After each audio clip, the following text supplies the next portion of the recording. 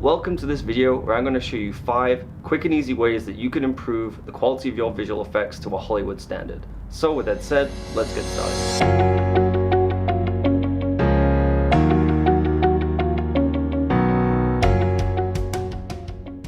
When we're going to a Hollywood movie, a lot of times it comes down to the visual effects. And one thing that you need to be aware of as a visual effects artist is the quality of the work that you're putting out. Now, you could do these crazy explosions and things with spaceships and fire and all of these things, but ultimately they all go through the same technical process, which is how to quality control the work that you're doing.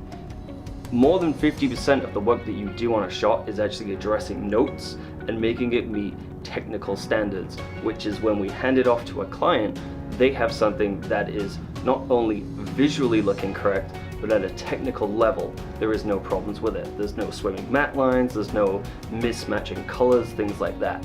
And this is one of the easiest ways, even though it does take a lot of time to do and is a difficult process in itself, but this is an easy way to step up the quality of your visual effects by simply doing better quality control of the work you're handing off. One of the first ways that we're going to look at this is applying grain. So many people online don't really bother and do this. They'll do something where they'll add like film convert at the end to give it a stylistic look, but what they're not doing is adding proper grain to the footage that they're integrating into the final shots.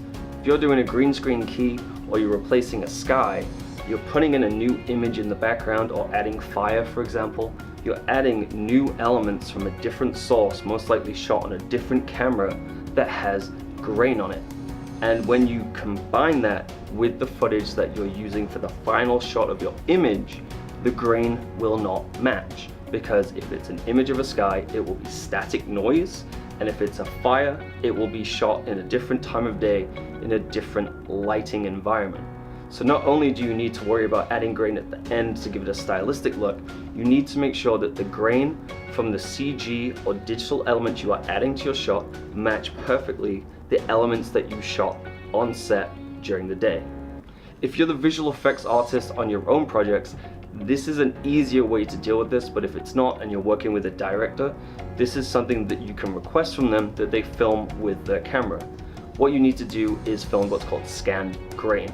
That is where you take a gray card that is evenly lit and they just film like 30 seconds of footage to then hand that over to you that you can use to apply to your visual effects. What you then do is take that gray card footage and you can extract the grain from this. You most likely want to film this at different ISOs to compensate for the different day and night or environments that you filmed in. So ISO 400, 800, 1600 or anything in between that you might have used on set will be really good. You need it from the original camera so that it matches properly. Downloading some grain off the internet might be all well and good, but they might have shot it in a different log profile or not even in log at all. It's better to get it directly from the source camera that the film that was shot on, because then you know that it matches. So what you then need to do is take this gray card footage, you then need to blur it and then divide it by itself. This is so that you take the difference between the blurry version and the grain version, and what you're left with when you divide them or minus them from each other is you're just left with the grain that you can then overlay onto your footage. You then only apply the grain to the elements in your scene that you need to grain, such as a CGI character, some fire, or a sky. Make sure that you denoise any footage from other sources, such as the sky or fire in the examples that I've mentioned here, so that they have none of the grain or the noise from the original camera they were filmed with, so that you then apply this grain to it and it should match perfectly. You then only apply the grain to the elements in your scene that you need to grain, such as a CGI character, some fire, or a sky. Make sure that you denoise any footage from other sources, such as the sky or fire in the examples that I've mentioned here, so that they have none of the grain or the noise from the original camera they were filmed with, so that you then apply this grain to it and it should match perfectly. If you are going to be tracking something in, such as a sky, make sure that you apply your grain after you've applied the tracking data, because otherwise the grain will be moving with the image and it will not line up properly. So make sure any new sources of footage are denoised, do any tracking, and then apply your grain after this to ensure that it looks correct. Another great thing that you need to be aware of is when you are checking your footage, make sure to check it at different exposures. If it looks good, that is great, but you have to account for the fact that different screens have different brightness and people will be watching them most likely with something that is not calibrated or looks slightly different from what you are using.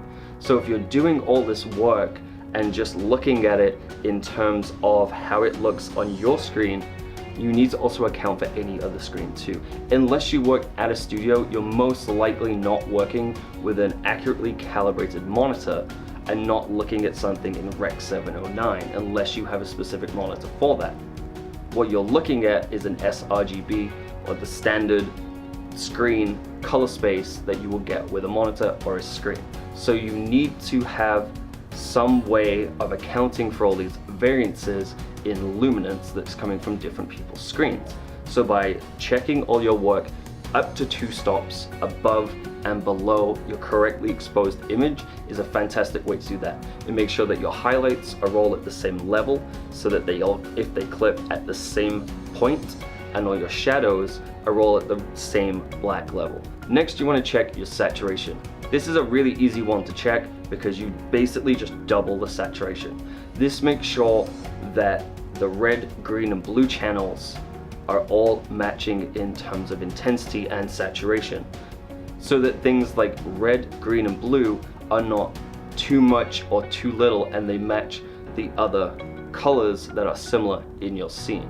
It wouldn't make sense if you're wearing a blue shirt and then you have a blue sky behind you and the blue sky is 3 times more saturated than the one in the plate. You're trying to make sure that whatever color profile that you're filming in and you're delivering to, that the saturation matches. It also helps point out areas if you have color corrected something in a certain direction. So if you're trying to put something into the shot that might be blue, you might have added a little too much red, and by boosting the saturation, it will show you where that is happening. If something is shifted towards the red more, or the green more, or the blue more, you can then balance it easier because you know what that saturation looks like. The next thing that you want to check is your RGB and luminance values. So with this, you want to go into each of the respective red, green, blue, and luminance channels and ensure that all of your levels match. We've mentioned RGB a lot throughout this, and it is one of the key cornerstones of a lot of these quality control checks, because you need to make sure everything matches on each of those color channels and make sure that your luminance is correct as well. So the luminance is all the gray shades from the brightest point to the darkest point. If your blacks are too black, you need to lift them and raise them up and make sure that your CG black levels match the filmed black levels in your shot. Make sure that there's no negative values and there's no clipped values as well. So by using this, it's a really easy way to check all of your luminance levels in the luminance channel and the red, green, and blue. As I said, you want to make sure that they all match together. This ties more to the saturation that we just talked about, but this is a key component. Make sure that the levels in your red, green, and blue from your CG or added elements match the red, green, and blue of your plate. In Nuke, it's R, G, or B on the keyboard, and in After Effects, I believe it's Alt-1, Alt-2, Alt-3. If you want to check your alpha channel, it's Alt-4, but we don't need that for this. Next is optical effects that you need to be aware of. This is chromatic aberration, this is defocus, and this is lens distortion. Chromatic aberration is the separation of the color channels of red, green, and blue that is caused by light refracting through your lens at different wavelengths. So as it hits the sensor, they hit in different places, and what you get is chromatic aberration, also known as fringing. You can see this on really wide angle lenses. You see it a lot in anamorphic too, where you can see this kind of edge around things that might be a little green or red or blue. That is what is chromatic aberration. And when you film stuff, almost everything has that in terms of your footage from your lens, and you need to match that and add that to your footage as well. You also need to match the defocus, which is just the areas that are in focus and out of focus, either in the foreground or the background. If you're doing something that's behind a character further away, if you're doing a green screen shot, for example, you need to make sure that that looks correct. If you base this on your lens choice, which might be either a 35 or 50 mil or an 80 mil, if you're using a wide angle lens, it will be less defocused. If you're using a longer focal length, like an 80 mil, things behind the actor will look more compressed and more out of focus. So you need to kind of learn your lenses a little bit and understand how defocus works, as well as if you're matching two things together, let's say again, the sky against buildings behind someone, make sure that the defocus matches the buildings, if not a little bit more. Just to add as well with the defocus, make sure, as we mentioned with grain, make sure you add that before your grain. Don't add defocus after your grain, because you're gonna add grain and then defocus it, which will blur it, and then it defeats the purpose. So make sure, again, add defocus before you grain any of your elements. Furthermore, the lens distortion is a big one I never see. When you're working with footage, they all have this distortion to them, even if it's not apparent, where straight lines will curve as they reach the edges of the lens or of the shot. So you need to match that in order to better sell that it was all shot through the same camera on the same lens. You can shoot lens grids to help you do this, which is just take essentially a checkerboard, take your camera and film that checkerboard straight on, and then we'll be able to clearly see those lines bending. There are a lot of tools out there that you can use to remove the lens distortion, and then use that to straighten out those lines, and then take that tool, invert that, and apply it to your footage so it has that lens distortion, so that anything that you're adding again into your shot will match how it was shot on the day. That is a huge one in terms of making stuff look correct, because especially if you use a wide angle lens that has a lot of barrel distortion, which it can also be called, and your CG or your elements don't have that, it's very, very noticeable that something is wrong with the plate.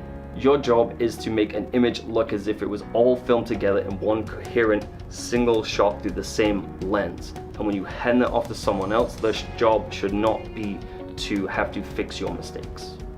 So I hope you found this video useful in trying to improve your visual effects, or at least have an understanding that you can do a lot more to your films and your footage to make them look better. While this in no way will be something where it's going to be night and day of the overall visuals, the quality of your visual effects will be higher.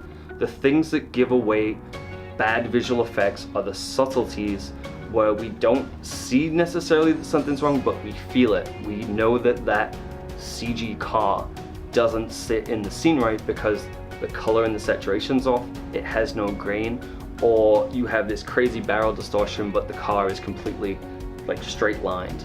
Something gives it away, and people might not be able to verbally state that that is a problem, but it will just pull them out of the film and pull them out. The best visual effects that are done are the ones that are invisible. And I'm not talking about the crazy big huge transforming robots that you see in movies.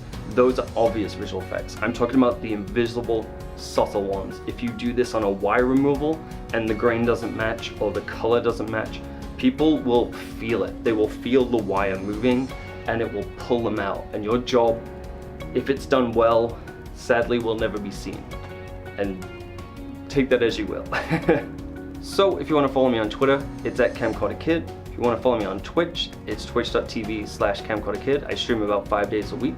And if you want to follow me on Instagram, it's CamcorderKid87. Thank you again, and see you in the next video.